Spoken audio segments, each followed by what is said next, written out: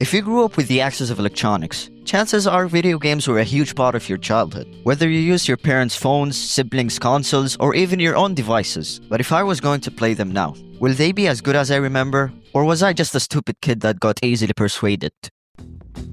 So let's start with LEGO games, a necessity in a video games-induced childhood. Well, for me, I've played a lot of LEGO games, mostly on phone, but you get the idea. Now, I used to always ask my parents for a certain LEGO PS3 game, and 99% of the time, they refuse. So I had to play the shitty limited versions on the phone. And my experience with these games was just weird. Let me tell you how.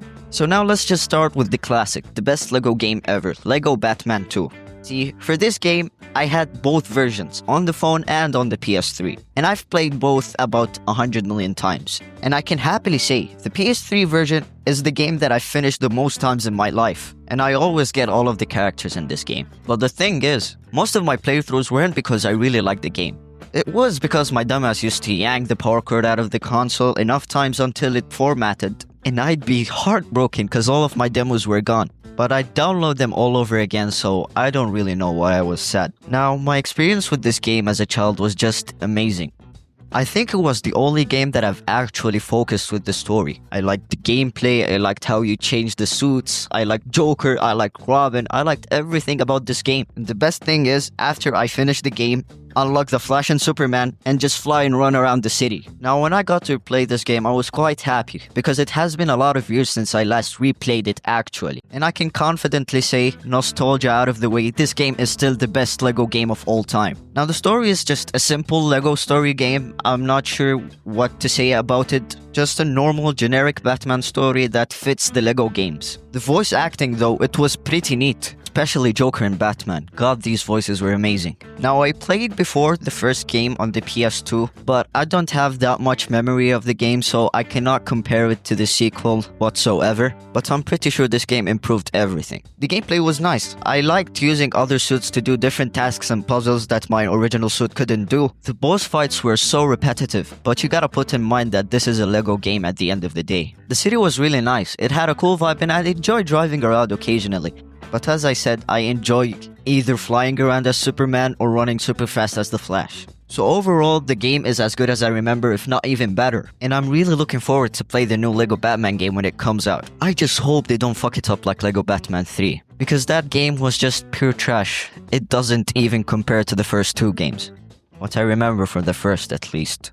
Now we go into the mobile version of this game. As a kid, I enjoyed this game too. I was like, this game is cool. I really like playing it. But I'd get mad after finishing the first level because I have to pay to play the rest of the game. And trust me, I don't know why I was even mad when I could literally go turn on my PS3 and play the whole game again if I wanted to. I guess I just thought of it as too much work to do, I guess. And now I actually got the game on the phone. And I wish I did not get this game. It's just a worse version of the original game. And I do get that they want to make everybody experience this game, aka take everybody's money. But this shouldn't be a thing at all. The game is super limited, it doesn't have free roam, the gameplay is super clunky, and the UI is just really weird. Like, the more I played this game, the more I realized how weird I was when I had the PS3 version waiting for me by the TV.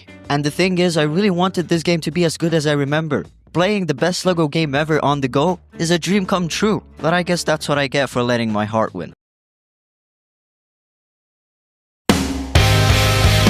Now let's talk about the second best LEGO video game, LEGO Marvel Super Heroes, on the console at least. Now, unfortunately, when I was a kid, I only got to play the shitty mobile version. Because after finishing LEGO Batman 2 for the 100th time, I started asking my parents for LEGO Marvel Super Heroes. Just because of Spider-Man. Now, Spider-Man is my favorite fictional character since I've been a kid. And I used to not care. Everything that had Spider-Man on it, I wanted to buy it as a kid. Maybe even now, but let's just ignore that. All I wanted to just swing around New York City as Spider-Man. But every time I ask them, they'd refuse, I get super sad, and I download the demo of the game on the phone. And with this game, ever since I was a kid, I used to hate it on the phone. Because every time I searched it on YouTube, I'd see this perfect, amazing gameplay of free roam. And when I download this game, I only play one level, and then I cannot access the rest of the game because I have to pay. And that wasn't the problem. The main problem with me with that game is that it didn't have free roam at all. Even after trying unethical ways to gain the game fully, I still didn't like the game. And now after replaying it, it's still as bad as I remember. But not because of no free roam though, that's one aspect. But it's just as bad as the Lego Batman mobile game. Clunky, limited, and just so bad. Like, it's actually even worse than the mobile version for Lego Batman. Thankfully, I had the opportunity to play Lego Marvel Superheroes, and it was a huge difference as always. Like I said, it was a difference between Lego Batman Mobile and Lego Batman on the console, but it's actually 10 times worse. Like, there's hardly any resemblance to the original game, unlike Lego Batman. Now, all the mobile Lego games that I've been talking about were bad, but there's one specific game that wasn't bad at all. It was actually fun.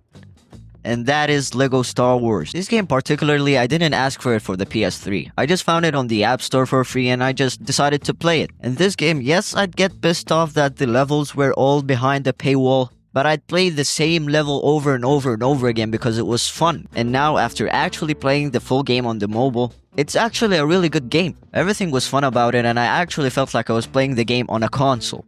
I just don't understand why the previous games were bad when Lego Star Wars exists. So overall, if you want to play the Lego games, it's better to play it on a console or an emulator, since it's way better than the torturing you get from playing the mobile games. Little Big Planets is a game that I will never get bored of talking about it or even playing it.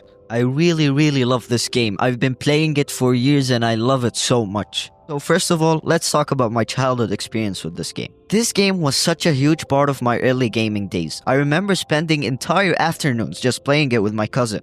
We had laughed so much while exploring levels, messing around with different costumes, and trying out all the crazy gadgets and tools this game gave us. To be honest, we really didn't care about completing the levels that much or just following the story. We would just fuck around and enjoy our time with this game. We would just spend hours on the same level doing anything but completing it. And sometimes we tried to make our own levels, which we horrendously failed at that. But still, regardless, we'd have a fun time doing that. This game was just a little sandbox filled with creativity and fun and made us play it for hours on end. Now let's get back to my recent playthrough of this game, and I'm really happy I played it again. It's still really enjoyable. The controls are simple but responsive, the level design is clever and full of surprises, and the overall atmosphere is just soothing and fun. The music is really good, the artwork is so cool, and overall the game isn't forced at all. It just feels super fun. It's just devastating that if you don't have the disc, you cannot access this wonderful game anymore. This game is a delightful experience, and if you have the disc lying around, I highly suggest that you replay this game. Now let's talk about some of the Ben 10 games I used to play. Starting with Ben 10 Protector of the Earth, and honestly, this one is a pretty simple platformer, and the controls are really straightforward. Nothing too complicated, and the gameplay is just kind of normal. There's nothing about it that's really crazy or groundbreaking, it's just normal. You go through the levels, fight enemies, and switch between areas. It's fine, it's functional, but it's not the kind of game that leaves a huge impression. It's simple, it's easy to pick up, and honestly, that's about it. But at the end of the day, this game was clearly made for kids and it's fine. And then we have Ben 10 Cosmic Destruction. Again, a pretty simple game. The gameplay is nothing too special, the levels are pretty basic, and it doesn't really do anything that makes it stand out. Both of these games, when I look back at them now, they are just mid. They're fine for passing some time, but they're definitely not the kind of games that you'd remember years later for being amazing or groundbreaking. In other words, nothing insane, nothing mind-blowing, just simple average Ben 10 games. So yeah, if you're thinking about revisiting these games or playing them for nostalgia, just know that they're really straightforward and nothing too crazy. But I mean, for fans of the show, they're still kind of fun to mess around with, even if they're just mid at best. Let's talk about Jet Set Radio, and man, this game is iconic as fuck. So unfortunately, this is one of the games that I couldn't get as a kid, so I used to play the demo only. I remember playing through the tutorial until they finally gave me the full freedom to explore. It was just a small piece of the map since it was only a demo, but I would spend hours just doing tricks, grinding rails, and skating around without ever getting tired of it. And whenever I finished playing the game, I always yank the power cord like every day and get back to it the next day and redo the whole thing again just to do the same stuff again. Now, jumping into it again in 2025, I can say it still holds up incredibly well. The gameplay is just as fun as I remember, the style is unique, and the story is actually so nice. I don't know, I really liked skating as a kid, still do, and something about skating around, doing tricks, and just exploring the map makes it so satisfying. It's a game that's both relaxing and exciting at the same time. Jet Set Radio is just a genuinely good game, one of those titles that still makes you smile no matter how many years have passed. And if you're a fan of this kind of style and gameplay, I highly recommend checking out Bone Rush Cyberfunk. It's like a spiritual successor in a lot of ways. Fast, flashy, fun, and all about tricks and style. Honestly, if you love Jet Set Radio, you'll probably love this one too. So that's it for today. I've talked about childhood games that I've played a lot, and it was really fun revisiting them again. Most of them at least. And now the question is, was my childhood really fun with these games around? And the answer is, no, it was still shit.